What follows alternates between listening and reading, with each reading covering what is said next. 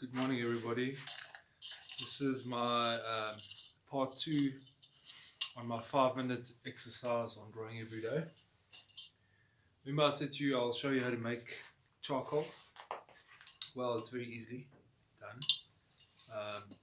You just get a tin, any kind of tin. Don't even worry about being open.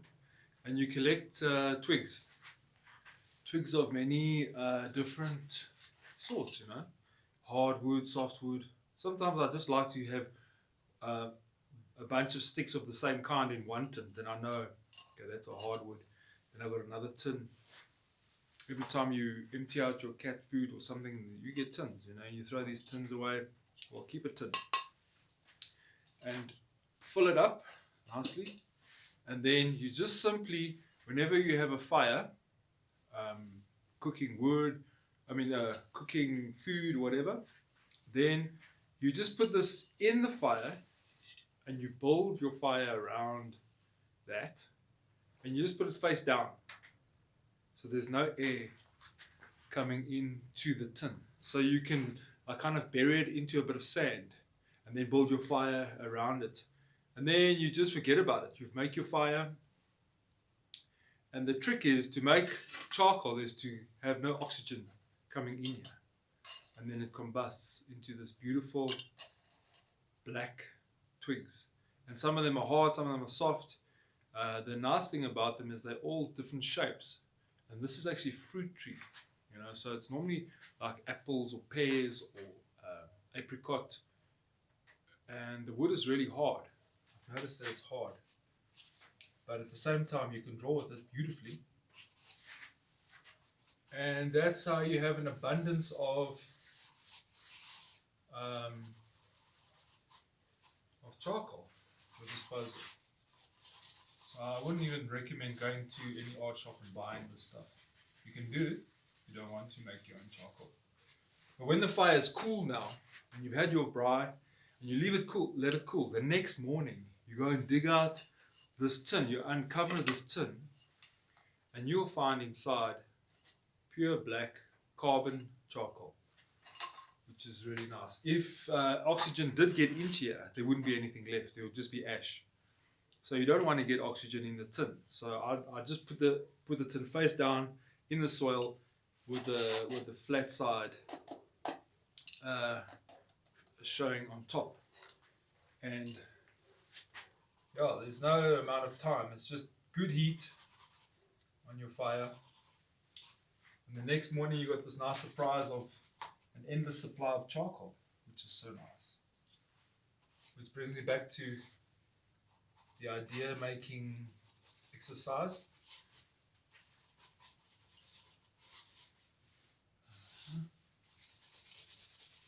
And the idea is to get free. You wanna go let your mind just explore, be like a child, like I said in the last video, and explore. Now, if you make marks, I want you to try and analyze these marks. Become sensitive to what happened there, what happened there. There's like very subtle details and marks that this thing can actually achieve. So this is what you want. You want to really explore your range of motion and your mark making. And I'm moving to a rhythm of doing this. So I'm aware of that now. Now I want to actually just break that up.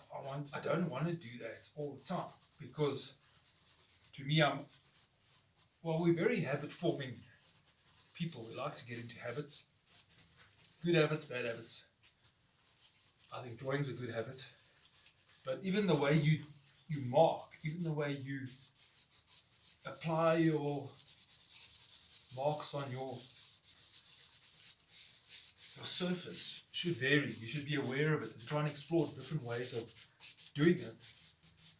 And that's why you will get different results.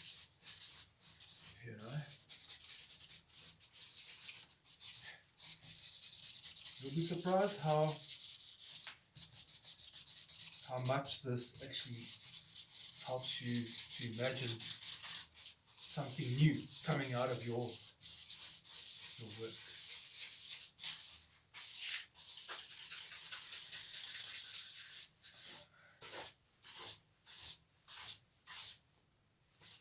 And yeah, be aware of also stepping back. Stepping back and observing what you've done. Don't just be like 1 feet away, 2 inches away, going crazy like a printer, and not taking the time to 7 feet, step back 7 feet from it, and observe it. Look at it.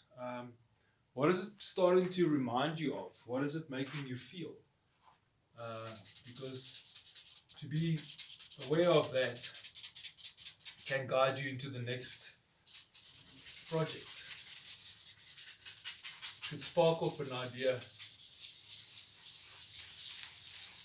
See there, I was aware of what I'm doing again, so I want to change that. And look here, this is doing something totally different. This is a harder piece, not totally burnt, so there's probably some wood still left in it, and it's quite scratchy. So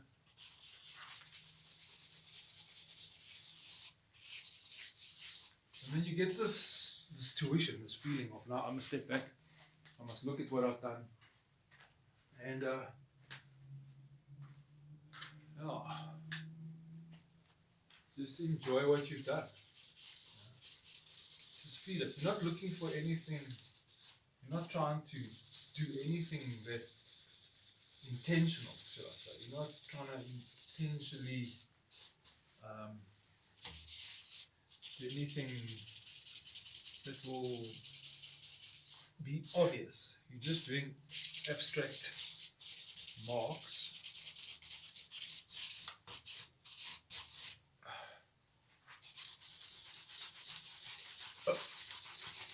And marks over marks are always good because you're layering it, You layer.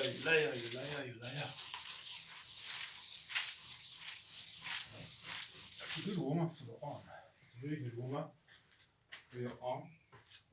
And then don't forget paintbrush, dry brush. You can soften charcoal. You can also soften graphite like this too if you want.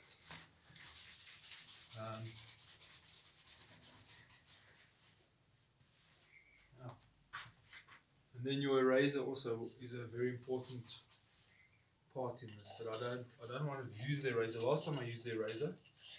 Today I don't want to erase anything. I just want to layer.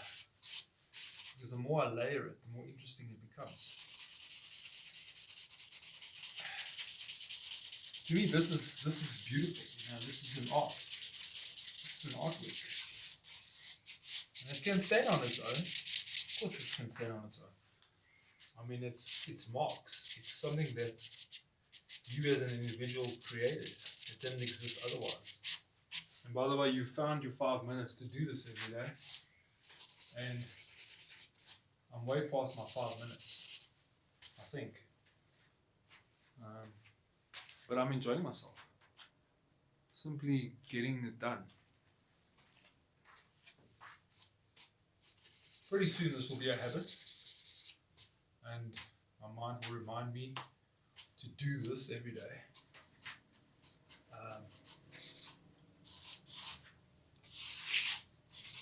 But it's not actually a habit yet. I haven't done it enough. So I have to kind of just trick my mind into saying, just go do 5 minutes quickly. It's a good way to also get the 5 minutes under your belt is to always just have a place where it stays set up. So that you don't have to go and haul it out of your cabinet or somewhere and still set it up. Because then you're way past your 5 minutes and you don't feel like doing that every day. So if you can have the luxury of having a little room or a little place that is your art place, your art studio or whatever, and you just leave it in the corner there somewhere of your room, that's also a good thing. Because then you find it so much easier just to walk up to it and start scribbling, and start drawing. And before you know it, you've done 10, 12. And then I would advise you find a board, a piece of wood somewhere where you can display them all. The the whole week's worth, you know, so that you can then walk past it occasionally and just let your mind analyze them, let your mind react to the abstraction that you've created, because that's how things get sparked off.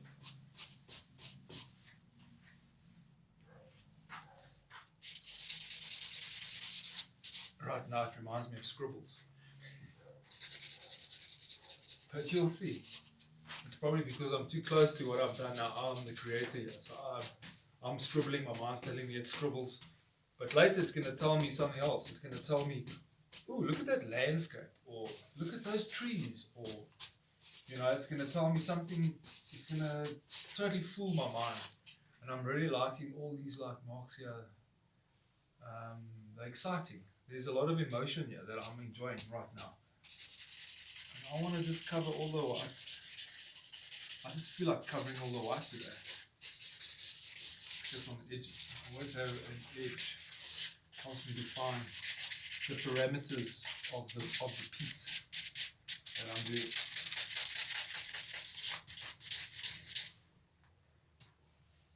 And then I'm going to remove some. You'll see subtly it does remove. And it also softens the edges. Like if you've got a hard edge, you can just soften it. And don't be like methodical. Explore different ways of doing it. Like if you just did that, you know, what does it do? That's how you become sensitive to mark making. When you're actually looking at the real subtle differences, subtleties in the work.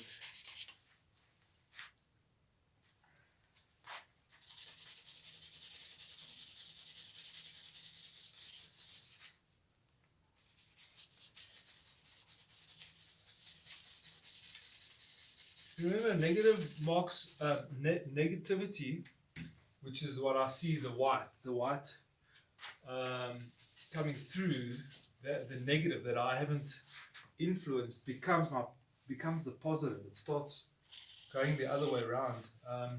The white starts jumping forward at me, and then the black tends to recede back.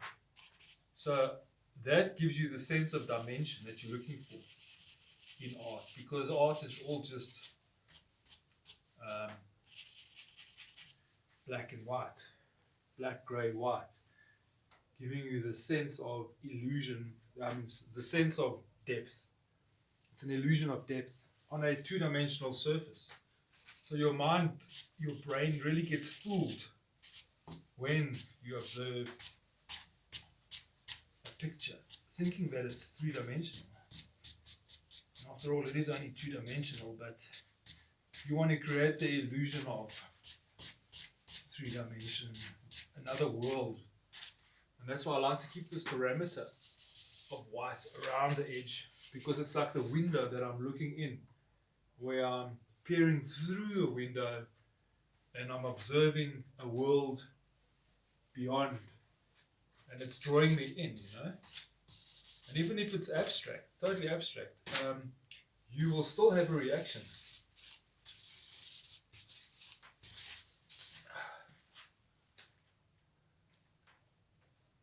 Yeah. And I'm stepping back now 7 feet. And I think I'm just going to look at that. I'm going to kill some of this white. Well, I'm just going to grey it. Because you see, there's a difference between white, there's white here on the edges, and there's white, but then there's a grey that's happening here. Now, the more you can have a gradation, the more gradation you can achieve, the better. I mean, you've got a tonal value of as black as this will allow you, then you've got subtleties of grey, you know, until there's just pure white. And that's what I want you to try and explore, is how many gradients you can achieve until you get to pure white, you know.